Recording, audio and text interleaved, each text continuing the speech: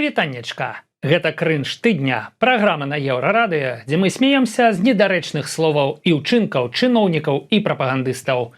Асноўная ўвага Беларусі, але не забываемся і пра ўсходніх суседзяў. Чым далей, тым больш крынжова выглядае тое, што яны выдумляюць і робяць. Зараз будзем разбірацца, што да чаго.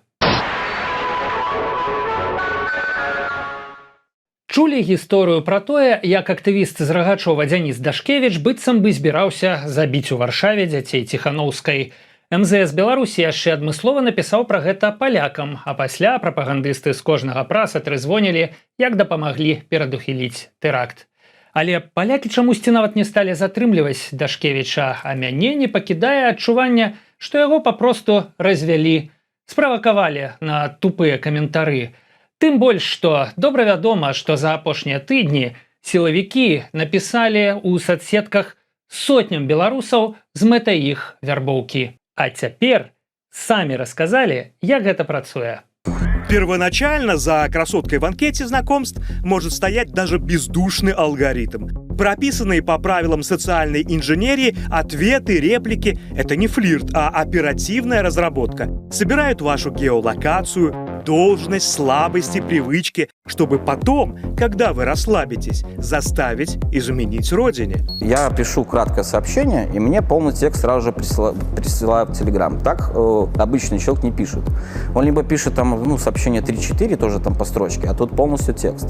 И когда она писала, она была не в сети. То есть есть такое приложение ВКонтакте, вы можете фотографию просто отсканировать, и вам поисковик выдаст владельца этой фотографии, владельца этого аккаунта. Так вот, эта вот девушка, фотография 2014 года был город Черновцы. Ой, што гэта? Аказваецца, гэта беларускія сілавікі расказвалі не пра сябе. Але ж метады, якімі яны самі працуюць, апісалі дакладна. Спачатку збіраюць інфармацыю, потым ціснуць на слабасці.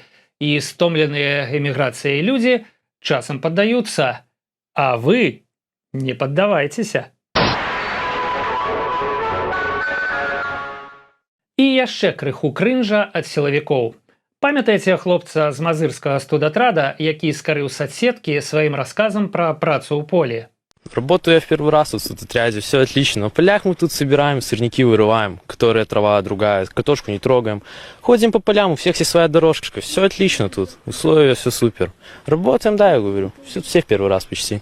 Все выдали, робу, вода, все имеется, кепки, перчатки. Гэта яшчэ не крынж, але вось наступнае відэа дакладна выкліча ў вас супярэчлівыя пачуцці, бо рэкламу ў стылі мазырскага хлопца са студатрада вырашыў зняць пра сябе губазик. Работаю не первый день в Губопе, все отлично. По вызову мы тут выезжаем, с Магаров задерживаем, которая тема деструктивная, патриотов не трогаем. Ездим по районам, у всех есть своя дорожка, все отлично тут, условия все супер. Работаем, да, я говорю, тут все не первый раз почти. Все выдали, форму, бусик, все имеется, экипировку, маски, все отлично. Тут у мяне толькі адно пытанне. Хлопцы, калі ў вас усё так добра, дык чаму вы праз 6 гадоў пасля пачатку пратэстаў дагэтуль у масках? А каб быць тым самым патрыётам, якога не чапае губазік, любіць радзіму ўжо мала, трэба любіць рэжым. Вось вам майстар-клас на гэтую тэму. Забудь про авиарежим, включай режим будущего. Будущее Беларуси в твоих руках. Пагадзіцеся, нельга любіць рэжым на паўшышачкі. Гэта трэба рабіць усім сэрцам, без ані кроплі сумневаў, каб тых, хто не любіць рэжым, аж выварочвала ад гэтага крынжу. Палітолог Вадзім Баравік вырашыў сядзець адразу на ўсіх крэслах.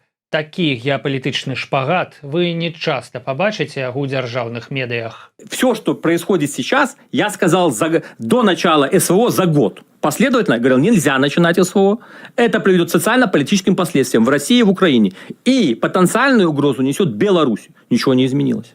И сегодня третья сторона – это англосаксы, которые это спровоцировали, организовали. Специальная военная операция СВО – это специальная военная провокация США на территории Евразийского континента по ослаблению Европейского Союза, Российской Федерации и Китая. Потому что основной торгово-экономический партнер в мире Китая Европейский Союз. И один пояс, один путь плохо работает из-за того, что вы сегодня друг друга гасите. Я когда смотрю на этот маразм и на эту идиотию, когда предприятия, которые строили советский народ, все наши народы, и вы их каждый день уничтожаете, а Россия уничтожает новую почту в Украине, Украина уничтожает Валберис.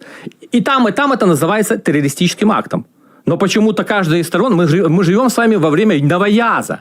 Оруэлл отдыхает. Каждая страна, совершая аналогичные действия, у себя это называет подвигом и аплодирует в чатах, какие мы молодцы, там разгромили новую почту. А здесь у нас теракт. Ну так определитесь, или теракт, или аналогичное действие. Гэта было не просто смела, гэта было геть як смела. Тут і крытыка Трампа, з якім Лукашенко няхай праз пень-калоду, але вядзе нейкія перамовы. Тут і наезд на Россию, якая, як заўважыў Вадзім Баравік, атакі на лагістычныя хабы Wildberries называе тэрактамі, але радуецца, калі сама знішчае лагістычныя хабы новай пошты ва ўкраіне. Добра, што яшчэ не перавяліся палітолагі на зямлі беларускай. Гэта быў крынж тыдня на Еўрарадыё. Праз пару дзён будзем разбірацца з наступнай порцыяй хлусні і прапаганды. А пакуль усім міру, разборлівасці і добрых, праўдзівых навінаў.